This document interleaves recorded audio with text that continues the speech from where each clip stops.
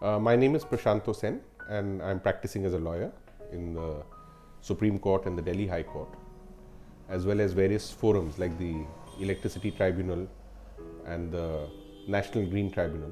After completing my graduation in history, I decided to apply for law in the Campus Law Center. I started my practice sometime in end of '96. I did my master's at Oxford. I did my what is called the BCL, Bachelor of Civil Law, after completing Campus Law Center, Delhi. Then I joined Amarchand Mangaldas Shroff. That's one of the leading law firms in India. Training now is far more rigorous than what it used to be for us. And we kind of made up for it by ourselves volunteering to go for mock courts, competitions, joining chambers of seniors on our own. Of course, I also hold that more importantly, you learn a lot in your practice. So I think the actual training ground takes place when you join practice of law. When a lawyer comes straight out of law school, I'm just talking only strictly in terms of litigation, he'll be totally bewildered by the court procedure. He'll find huge briefs which are there, running into thousands of pages, and he'll find it a very daunting task that how do I go through all this. So basically it's for the first 2-3 years, I think it's a year when you're totally, well, I'd say first year and a half or so, you are really trying to get your bearings.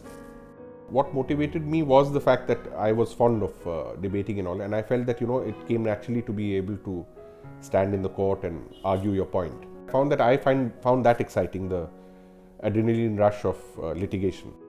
As a lawyer, I feel as a lawyer one needs to plan out your day in such a way that you have about say 4-5 hours of time which is undisturbed, where you can apply your mind only to the case without any kind of disturbance and think through the case, because thinking on the case is extremely important for the lawyer. You appear for your court appearances, etc. You try and have meetings with clients many times or with lawyers in the court itself so that you finish off. You come back to office.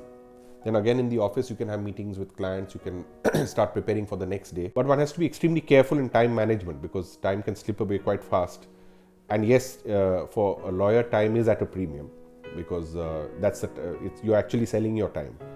Earning actually starts a little later than the other areas, especially in litigation it takes time. So I think you actually start getting the fruits of your labor a little later in life. So for someone in the wings, it seems like, oh, he stood up for half a minute, how wonderful, and you get so much money, but it's a lot of work which has gone in over the years, which is culminating in this.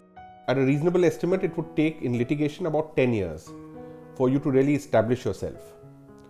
But having said that, things vary.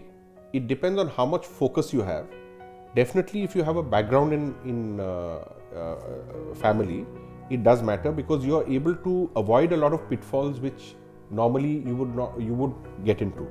So that is compensated by the fact that if you join a good senior. So a lot depends on how concentrated you are, how sincere you are about your work, and how hard you're working at things. Even if a person is not from a top law school, but if he's extremely sincere about his work while he's in practice, he can easily catch up and go further. Skill set is basically, of course, you have to be very analytical. Then you have to, if it's litigation, you have to be able to have presence of mind, think on your feet, capacity, of course, to absorb a lot of the material, and after some time to be able to speed read and be able to focus on what the important issue is in the case rather than all the things which are there in the case. Then the ability to be able to simplify the matter for the judge, but then you have to also like what you're doing because it's a lot of running around and taking on the problems and worries of other people and dealing with them. A lot of law is, especially also in litigation, is word of mouth. So if you do your work well in a particular thing, a client is impressed, you don't know who he talks to and what he says about you, and you could land up with a huge case just because you've impressed your client. So I've found that many times some of my really big cases have come just because someone rings me up and says, I've heard about you. Definitely all successful lawyers have certain things in common. One is hard work, they're extremely hardworking. Two is discipline in their life, they're usually fairly well disciplined, they are moderate in their habit. Yes, family background does make a difference, but even independently, as I said, it's word of mouth, it's opportunity, your capacity to seize and build up on that opportunity, which is dependent on whether you've got these other factors. And of course, passion and interest in what you're doing, because without that, you will not be able to do the other things.